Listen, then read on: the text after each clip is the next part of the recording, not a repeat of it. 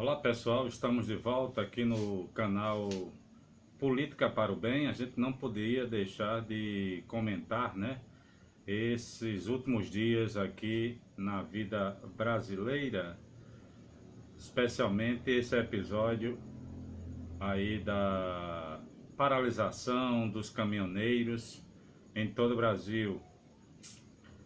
A gente vai fazer somente uma pequena abordagem desses fatos, porque estão sendo analisados de muitas maneiras pela imprensa convencional, pela imprensa alternativa, analistas de várias matizes, analisando aí o que é que está acontecendo no Brasil nos últimos dias. Primeiro, dizer bem claramente que esse movimento ele é positivo, apesar de todos os equívocos que possam advir dessa manifestação, Positivo porque eles escancaram uma situação insustentável no Brasil, essa da mudança brusca que o governo Temer fez na política de petróleo aqui no Brasil. Todo mundo já sabe que desde o ano passado, completando um ano agora, que mudou fortemente a direção da Petrobras, e a política de abastecimento. A Petrobras, ela recebe um direcionamento desde julho do ano passado, para entrar no mercado de combustíveis como uma empresa qualquer. Então ela passou a funcionar pela lógica do mercado global e as variações do preço do petróleo foram indexadas com a variação do petróleo, a comercialização de petróleo e da gasolina refinada, do petróleo refinado no mundo inteiro. Isso provocou aumentos sucessivos, que o governo federal resolveu repassar imediatamente para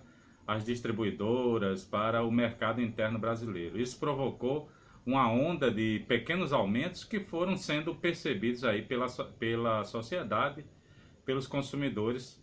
Então aí a gente tem aí uma série de aumentos sucessivos na gasolina principalmente e no botijão de gás, dois itens que afetam diretamente o cidadão comum dependente desses combustíveis, A gente lembra que recentemente a Petrobras está ainda no olho do furacão dessas denúncias de corrupção, Todo mundo lembra o confronto político que a presidenta Dilma enfrentou naquela história da aquisição da refinaria de Pasadena, nos Estados Unidos, a questão da refinaria de Abreu e Lima, aqui em Pernambuco, várias denúncias nesse setor, tentando desestabilizar a política que a Dilma Rousseff tentava impor naquele momento, de autonomia para o refinamento da própria gasolina produzida pela Petrobras.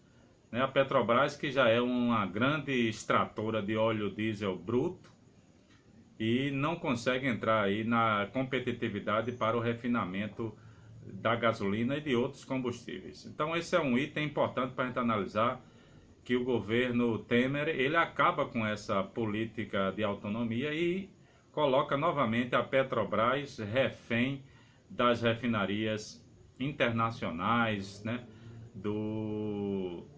da cadeia produtiva do petróleo mundial, o que deixa o Brasil muito vulnerável. Esse é um ponto importante na economia, na questão também que está sendo discutida agora. A questão do imposto vem em segundo lugar, A gente paga uma das gasolinas mais tributadas do mundo e é preciso repensar esse modelo de tributação também dos combustíveis no Brasil. A crise no abastecimento de combustíveis brasileira, ela também abre um cenário para a discussão de alternativas de combustíveis. Nesse sentido, é preciso destacar o papel de algumas estatais principalmente a Embrapa, uma empresa brasileira de pesquisa agropecuária, uma estatal, a exemplo da Petrobras, que pesquisa há vários anos, há muitos anos, biocombustíveis, né? Combustíveis de fontes renováveis, de algumas oleaginosas, principalmente a soja, a mamona e outros vegetais, outra biomassa, né? Isso que é chamado de biomassa, que pode gerar combustível. O Brasil nunca consolidou uma política pública de biocombustíveis, enfrentando de vez esse dilema da dependência do petróleo mineral. E um país como o nosso, com uma agricultura pujante, com uma reserva natural imensa, a gente teria condições tranquilamente de produzir tanto biocombustíveis, que poderíamos inclusive estar livres dessa dependência do petróleo, mas existe toda existe um direcionamento aí das petrolíferas e petroleiras, né, mundo afora, para manter a dependência desse combustível específico. Não se tratou ainda nessa greve de caminhoneiros a questão do meio ambiente, da poluição produzida pelo diesel e todas essas questões relacionadas à preservação ambiental, que eu acho que seria um momento para colocar essa pauta novamente na discussão do dia. E o Brasil tem condições, já tem tecnologia para desenvolver biocombustíveis e fugir muito dessa dependência do petróleo. Uma outra questão importante que a gente tem que destacar na mobilização dos trabalhadores, primeiro dividir o que é a paralisação das empresas, dos empresários de transporte, né, de carga pesada, e dos trabalhadores em si, aqueles assalariados, aqueles que dependem do caminhão para sobreviver, né?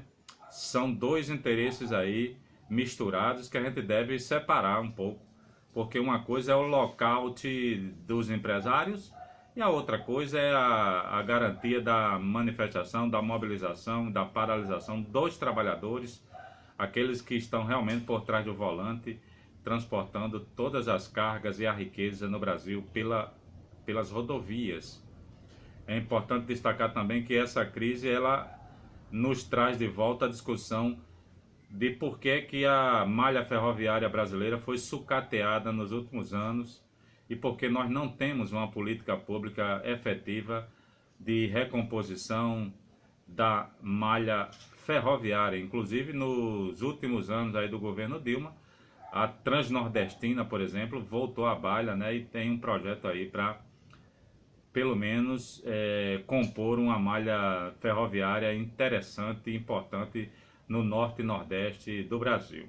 É preciso rediscutir essa questão, trazer ela para a sociedade, para que a sociedade entenda que é necessário tirar toda essa carga nas rodovias, inclusive diminuindo o índice de acidentes, de morte nas rodovias pelo grande volume de caminhões, né, nas rodovias, no asfalto. Retomar a ferrovia, em todo o mundo a ferrovia é o maior responsável pelo transporte de cargas pesadas, desse escoamento da produção agrícola principalmente, e de outros itens que podem ser transportados pelas ferrovias. E ainda tem as vias aquáticas, né, essa coisa do transporte modal que pode juntar aí os rios, né? Essa questão hidroviária brasileira com as ferrovias e com as rodovias, diminuindo o impacto do caminhão na vida brasileira. Por fim, eu queria destacar também nessa mobilização a solidariedade do povo brasileiro com os trabalhadores, com os caminhoneiros. A gente tem assistido aí várias manifestações de solidariedade, o povo se mobilizando para garantir a alimentação dos grevistas, dos trabalhadores parados nas estradas, levando água, levando alimento, levando solidariedade, uma palavra de conforto para esses trabalhadores, e que essa greve ela pode sim se tornar uma grande manifestação para a gente recolocar o país no caminho que há bem pouco tempo nós trilhávamos com sucesso aí, mantendo a ordem com muita paz e muito desenvolvimento. É isso que o brasileiro quer, certo? Esses oportunistas que apareceram ultimamente no movimento, jogando os caminhoneiros numa bandeira que não interessa a ninguém, de retorno da intervenção militar, né? Uma bandeira ultrapassada que não vai resolver nada dessa crise que nós estamos vivendo, pelo contrário, pode até piorar a situação. Então, é importante que a sociedade refute esses oportunistas que querem se apropriar aí do movimento dos companheiros, companheiras caminhoneiros, né? O pessoal que trabalha com as cargas, que é uma luta legítima, justa e que deve ser apoiada pelos cidadãos que compreendem a importância desse setor na vida brasileira. Vamos em frente, vamos ficar serenos, calmos, esperando passar a agudeza da crise para a gente retomar a discussão sobre os transportes no Brasil, sobre a questão do abastecimento, né, e todas as questões que se envolvem nessa demanda, nessa questão atual do transporte de cargas aqui no Brasil. Até uma próxima, a gente se vê por aqui.